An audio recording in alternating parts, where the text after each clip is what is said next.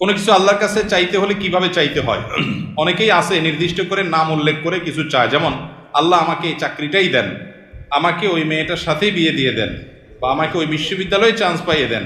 আমার প্রশ্ন হলো, কিছু চাওয়ার সঠিক পদ্ধতি কি? দেখেন, এটা ভুল পদ্ধতি। আপনি আল্লাহর কাছে আপনার চাওয়াকে এতটা ফিক্স করে দিবেন না। নবী করিম সাল্লাল্লাহু আলাইহি সাল্লাম দোয়া শিক্ষা দিয়েছেন সাহাবীদেরকে, আল্লাহুম্মা ইন্নী আসআলুকাল আফিয়াতা ফিদ দুনিয়া ওয়াল আখিরাহ। মানে কি?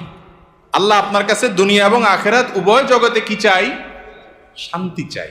এখন শান্তি কি আল্লাহ লাখ টাকায় হবে, না হাজার টাকায় হবে, না 100 টাকায় হবে, না কোটি টাকায় হবে, না বিনা টাকায় হবে, সেটা আপনি জানেন। আমি কি চাই? শান্তি চাই, মনের প্রশান্তি চাই, মনের সুখ চাই। এই জিনিসটা আপনি আমাকে কিভাবে দিবেন আপনি জানেন। আমার শান্তিটা দরকার। আমার সম্মানিত মুসলমান ভাই বোনেরা, আজকে আপনার জন্য একটি প্রশ্ন নিয়ে আসছি, খুবই গুরুত্ব ও ইসলামিক প্রশ্ন। আজকের ইসলামিক প্রশ্নটি হচ্ছে, আমরা আল্লাহর কাছে মোনাজাত করে চাই, এই চাওয়ার মাধ্যমে একটি মারাত্মক ভুল আছে। সেই ভুলটি করলে আপনার দোয়া কখনোই কবুল হবে না এবং সবের পরিবর্তে গুনাহ হবে। আল্লাহর কাছে কোনো কিছু চাইলে চাওয়া পরে হবে না। এই ইসলামিক আজকের এইটি জানা যাবে। আজকের এই ইসলামিক প্রশ্নটি কেউ মিস করবেন না। আজকে ইসলামিক প্রশ্নের উত্তরগুলা, আজকের রসগুলা উত্তর দিবেন শায়েখ আহমদুল্লাহ। আসুন দেরি না করে শায়েখ আহমদুল্লাহ এর কাছ থেকে উত্তরগুলা। আমার শান্তির জন্য যদি কোটিকে টাকা দরকার হয় তো কোটি টাকা দেন, কি লাগবে সেটা আপনি জানেন, কিন্তু আমি কি চাই? শান্তি চাই। এই যে ফাইনাল গোড়ার জায়গায় হাত দেওয়া, এটা হলো বুদ্ধিমানের কাজ। আর কোরআনেও আল্লাহ তাআলা শিক্ষা দিয়েছেন, আল্লাযীনা ইয়াকুলুনা রাব্বানা আতিনা ফিদ দুনিয়া হাসানা ওয়া ফিল আখিরাতি। যারা আল্লাহর কাছে দোয়া করে বলে, হে আমাদের রব, আপনি আমাদেরকে দুনিয়াতে কল্যাণ দান করেন, সুখ কল্যাণ ভালো দান করেন। এ ভালোটা কি দিয়ে হবে আমি জানি না। আমি কোনো মেয়েকে দেখে বা তার সম্পর্কে জেনে শুনে আমার মনে হয়েছে এই মেয়েটাকে আমার জীবন সঙ্গিনী করতে পারলে বোধহয় আমি সুখের সাগরে হাবুডুবু খেতে থাকবো, আমি বোধহয় সুখের আকাশে ভাসতে থাকবো এই মেয়েটার সাথে বিয়ে হইলে। বেশিরভাগ যুবক বয়সে শয়তান এ ধরনের পাগলামি মাথার মধ্যে চাপায়, মনে হয় যে এটার সাথে বিয়ে না হলে আমার জীবন পুরোটা বরবাদ হয়ে যাবে, তছনছ হয়ে যাবে, শেষ। ডিপ্রেশন, আত্মহত্যা করে ফেলতেছে, শেষ হয়ে যাচ্ছে, জ্বলে পড়ে মরে যাচ্ছে, বুড়া হয়ে গেছে, বিয়ে করে না কেন? কারণ তারে পাই না, এই জন্য বিয়ে করবো। এর চাইতে বড় নির্বোধ আল্লাহর জমিনে আর দ্বিতীয়টা আছে কিনা সন্দেহ।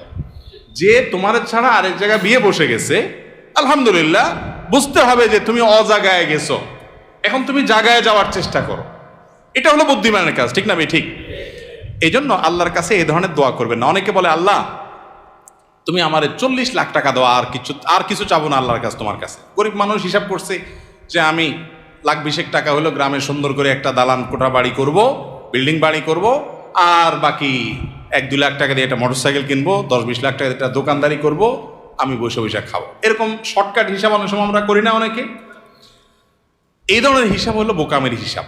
একজনকে আল্লাহ তাআলা একদিনে 10,000 টাকা কামাই দিছে, এরপর তারা আল্লাহ তাআলা এমন একটা অসুখ দিছে যে 11,000 টাকা ওইটাতে বিল আসবে, খরচ হাসপাতালের। আরেকজনকে আল্লাহ তাআলা 2,000 টাকা কামাই দিছে, তার 500 টাকা খরচ আর 1500 টাকা পকেটে রয়ে গেছে। বরকত কোথায় হইলো? ওই 2,000-এর মধ্যে হইলো না? এই জন্য দোয়াটা সেরকম করতে হয়। ওই যে একটা গল্প আপনারা শুনছেন না প্রায় সময়, কোন যুবক নাকি দোয়া করছে আল্লাহর কাছে যে, আল্লাহ আমার এমন একটা লাইফ দাও, এমন একটা জীবন দাও আল্লাহ, যে আমার 2 হাত ভর্তি টাকা থাকবে, শুধু দোনো হাতে শুধু টাকা থাকবে, আর 2 পাশে শুধু নারী আর নারী থাকবে, ভোগের আইটেম থাকবে। তো আল্লাহ তাআলা তাকে একটা মহিলা কলেজের বা কোন একটা কোম্পানির নারী স্টাফদের বাসের কন্ট্রাক্টর বানাই দিচ্ছে। এই জন্য তার হাতে টাকা আর টাকা কন্ট্রাক্টরই করে, টাকাও মানুষের আর মহিলাগুলোও মানুষের। এই যে ভুল দোয়ার ফল দেখছেন, উল্টাপাল্টা দোয়া করছে না? সে দোয়া করবে, আল্লাহ আমি তোমার কাছে শান্তি চাই। এখন কোন মেয়েকে বিয়ে করলে আমার সংসারে শান্তি হবে তুমি জানো। আমি যেটাকে দেখে মনে করতেছি এটার সাথে বিয়ে হলে শান্তি হবে, ওইটার সাথে বিয়ে হলে আমার আরো অশান্তি হইতে পারে, পারে কি পারে না?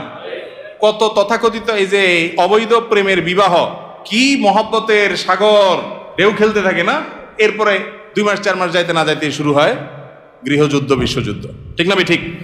এই জন্য আল্লাহর কাছে কোনো কিছু ফিক্স করে দোয়া করা এটা দোয়ার আদব না। দোয়ার আদব হলো কি?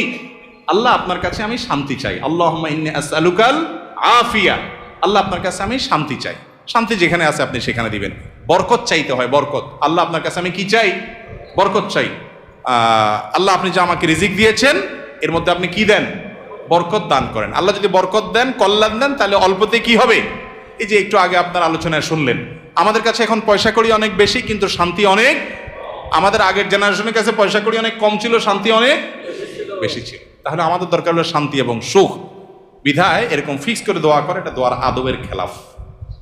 সম্মানিত দর্শক, আশা করি ফুল ভিডিও দেখলেন এবং ভিডিওটি আপনাদের কাছে কেমন লেগেছে অবশ্যই আপনার মূল্যবান মতামত কমেন্টে জানাবেন। ধন্যবাদ। দেখা হচ্ছে পরবর্তী নতুন ভিডিওতে। এরকম ইসলামিক প্রশ্নের উত্তরগুলো সবার আগে পেতে হলে অবশ্যই এই চ্যানেল সাবস্ক্রাইব করে পাশে থাকা বেল বাটনটি অন করে রাখবেন, যেন ইসলামিক প্রশ্নের উত্তরগুলো সবার আগে পেতে পারেন। ধন্যবাদ। দেখা হচ্ছে পরবর্তী নতুন ভিডিওতে। সে বন্ধু ভালো থাকেন, সুস্থ থাকেন, সে কামনা করে বিদায় নিলাম। আসসালামু আলাইকুম ওয়া রাহমাতুল্লাহ।